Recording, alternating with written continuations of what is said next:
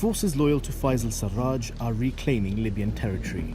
He's the head of the UN-recognized Government of National Accord, or GNA, in Tripoli.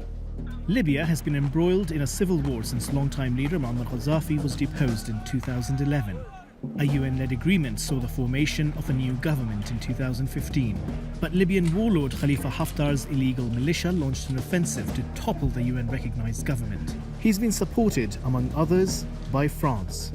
Last year, Turkey signed a military cooperation pact with the UN-recognized GNA. The GNA believes Turkey's support has been a game-changer in its favor. But France isn't happy. Donc je pense que nous sommes à un moment, là aussi, d'indispensable clarification de la politique turque en Libye. Elle est pour nous inacceptable parce que c'est une menace pour l'Afrique, pour nos amis de la Tunisie, du Niger, du Tchad et de l'Égypte. Et c'est une menace pour l'Europe. Libya's pro-democracy activists say they're more concerned about France's role in their country. In 2017, 3 French soldiers died in Benghazi in a helicopter crash. Haftar since then was on video admitting that he had got a lot of support from France for his attack well, not on Tripoli, but the whole of Libya.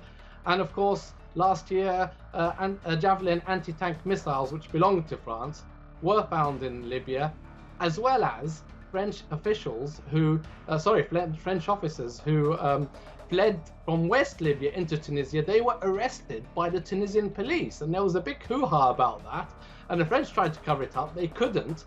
They have continued trying to basically take control of Tripoli, but of course in December an agreement was reached between Libya and Turkey and put a stop to that. France is very angry because basically their campaign is over.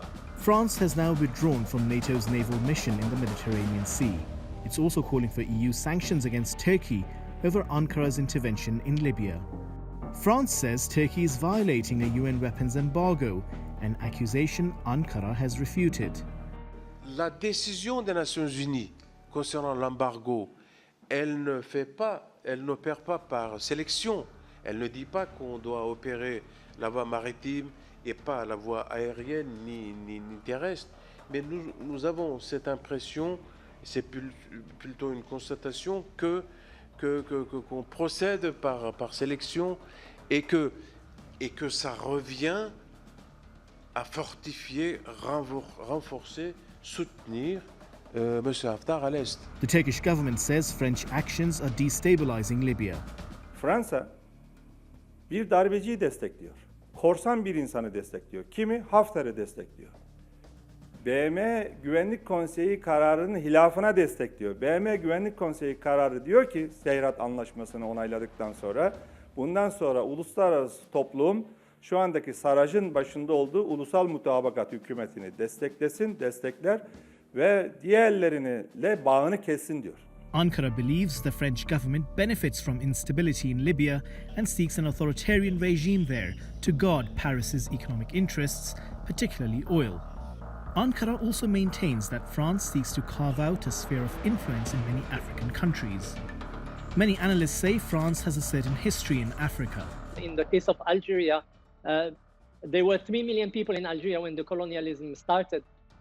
In the first 30 years, already 1 million died, according to figures. So a third of the population died because of the exactions, because of the actions of the French army. And we all remember who is Maréchal Bugeaud and how he used the Daesh-like and ISIS-like tactics to kill the population and starve the population and smoke the population, which a lot of tribes died while trying to hide in caverns and in caves. So it's very easy to look at the records and find all these things. But at that time, what was the French officials saying? This is the mission civilisatrice. We are here to civilize the other nations. A Western diplomat speaking to TRT World on condition of anonymity says France is creating rifts within the NATO alliance by supporting Haftar. Ankara is pushing for a political solution, but it says peace efforts could fail if countries like France continue to disregard the international will by supporting illegal militia fighting a legitimate government.